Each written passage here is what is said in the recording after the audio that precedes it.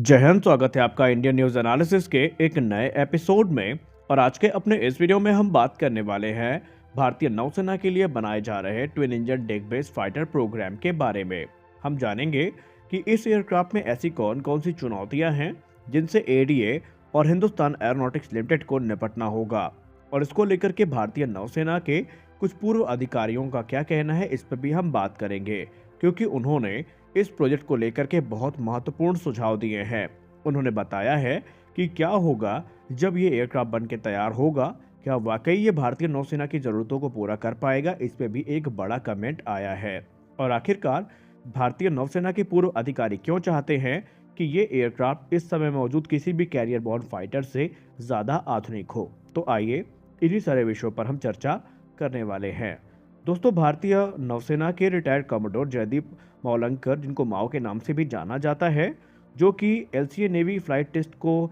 या उसका नेतृत्व कर चुके हैं। यानी ये जो है ऑफिसर, ये ऑलरेडी भारतीय नौसेना का जो एलसीए नेवी है उसके फ्लाइट टेस्ट को लीड कर चुके हैं। और इन्होंने डॉक्टर अनंत कृष्णन सर के साथ बातचीत करते हुए अपने कुछ महत्वपूर्ण सुझाव दिए हैं, जो कि twin engine deck based fighter program के लिए बहुत ज़्यादा महत्वपूर्ण हैं।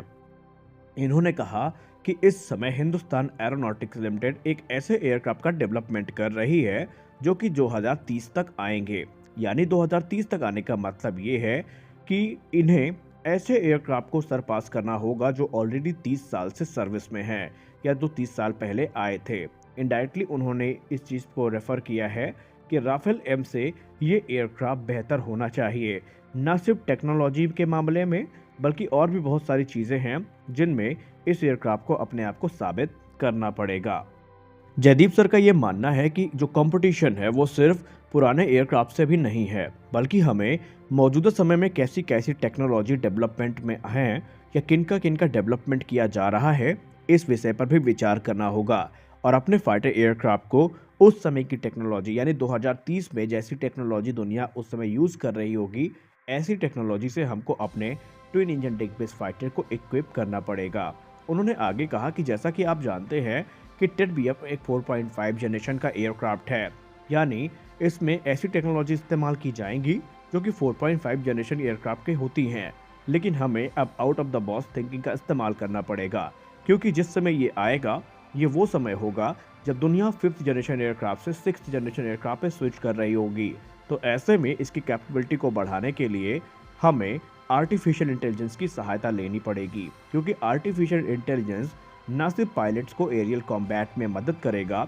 बल्कि उनको इस चीज़ के लिए इनेबल भी करेगा कि वो अपने साथ हथियारबंद जो ड्रोन्स है उनको भी ऑपरेट कर सके और दुश्मन के टारगेट को नस्ते-नाबूद कर सके। उनका ये मानना है कि दुनिया इस समय 5th जनरेशन फाइटर एयरक्राफ्ट को ऑपरेट कर रही है, और 2030 से 35 का समय वो समय होगा जब 6th जनरेशन एयरक्राफ्ट के या तो ट्रायल शुरू हो चुके होंगे या फिर वो वायुसेना में शामिल होने शुरू भी हो जाएंगे। तो ऐसे में हमें अपने आप को तैयार रखना पड़ेगा।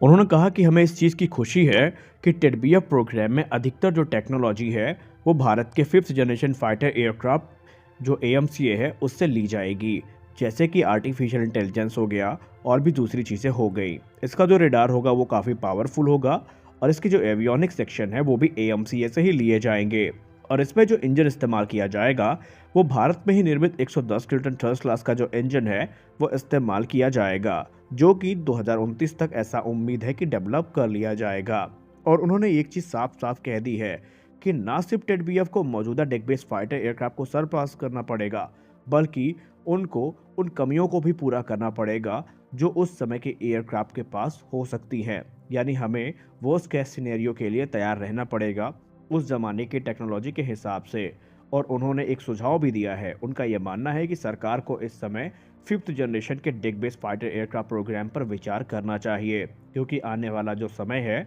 वो 5th जनरेशन और 6th जनरेशन फाइटर एयरक्राफ्ट का भी है, क्योंकि उस समय के हिसाब से जो टेक्नोलॉजी आएंगी उनके लिए 4.5 जनरेशन के जो एयरक्राफ्ट है वो काफ़ी ज़्यादा आसान टारगेट बन जाएंगे। उन्होंने आगे कहा कि एडीए ने एएमसीओ का शेड्यूल किया है जो कि 5th जनरेशन फाइटर एयरक्राफ्ट है, और इसकी जो पहली उड़ान है वो 2024 तक आयोजित कर ली जाएगी। वहीं टेडबीएफ की जो उड़ान है वो 2026 में आयोजित की जाएगी, और ये तकरीबन 2032 तक भारतीय नौसेना को ज्वाइन करेगा। इस हिसाब से उनका एक ये भी सुझाव है कि एडीए को जो एएमसीए में इस्तेमाल की जाने वाली टेक्नोलॉजी हैं, जैसे कि integrated vehicle monitoring system, artificial intelligence, automated take off and landing और air to air refuelling system, जैसे जो ऑटोमेटिक जो air to air refuelling system है, उनसे टेडबीएफ को इक्विप करना चाहिए। तो इनके यही कुछ सुझाव थे। अब आइए बात कर लेते हैं कि क्या वाकई ये पॉसिबल है, क्या वाकई भारतीय नौसेना के लिए एएमसीए जैसा कोई फिफ्थ जनरेशन फाइटर एयरक्राफ्ट अभी बनाया जा सकता है।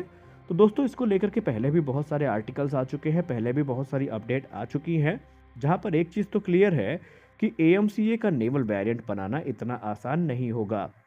क्योंकि एडीए की एक रिपोर्ट आई थी जहां पर एडीए के वैज्ञानिकों ने नौसेना को यह साफ साफ कहा था कि अगर आप एएमसीए को एक फिफ्थ जनरेशन फाइटर एयरक्राफ्ट खासकर नेवल वेरिएंट के लिए तैयार करेंगे, तो उसकी जो स्टेल्थ कैरेक्टरिस्टिक है वो काफ़ी ज़्यादा वहाँ पर प्रभावित होगी, क्योंकि आपको पता ही होगा कि भारत के जो एयरक्राफ्ट कैरियर है वो एस्टोबार कॉन्फ़िगरेशन के साथ आते हैं। यानी इसका मतलब है कि एएमसीए के ढांचे में बहुत सारे परिवर्तन करने पड़ेंगे, जैसे कि इनके लैंडिंग गियर को फिर से डिज़ाइन करना पड़ेगा, और लैंडिंग गियर भारी होने के कारण ये जो एएमसीए है इसके पेलोड कैरिंग कैपेसिटी में भी अच्छा खासा फर्क पड़ेगा। दूसरी बात यहाँ पर ये है कि नेवल वेरिएंट बनाने के लिए एएमसीए के डिज़ाइन में भी चेंज करने पड़ेंगे, जिनसे कि इनका जो स्टेल्थ कैरेक्टरिस्टिक है वो वैसे नहीं रह जाएगी। और इसीलिए डीआरडीओ का यह कहना है कि वो ऑलरेडी नेवल एएमसीए की जगह पर एक नए फाइटर एयरक्राफ्ट का डेवलपमेंट करेंगे, जो कि फिफ्थ जनरेशन का होगा, और वो जो भारतीय नौसेना की ज़रूरतें हैं उनको पूरा करने में सक्षम भी होगा। वहीं भारत के कुछ डिफेंस एक्सपर्ट ये भी मानते हैं कि जो टेडबीएफ बन के तैयार होगा, इसका इस्तेमाल सिर्फ भारतीय नौसेना नहीं करने वाली है, बल्कि भारतीय वायुसेना में भी आगे चल के ये एयरक्राफ्ट ऑर्का नाम से शामिल भी हो सकते हैं। लेकिन ये तो बात की बात है। फिलहाल अगर मौजूदा समय में हम गौर करें तो तमाम डिफेंस एक्सपर्ट्स ऐसे हैं, तमाम आर्टिकल नेट में ऐसे हैं एक्सपर्ट्स के जो ये कहते हैं कि भारतीय नौसेना को सीधे fifth generation fighter aircraft program में जाना चाहिए था,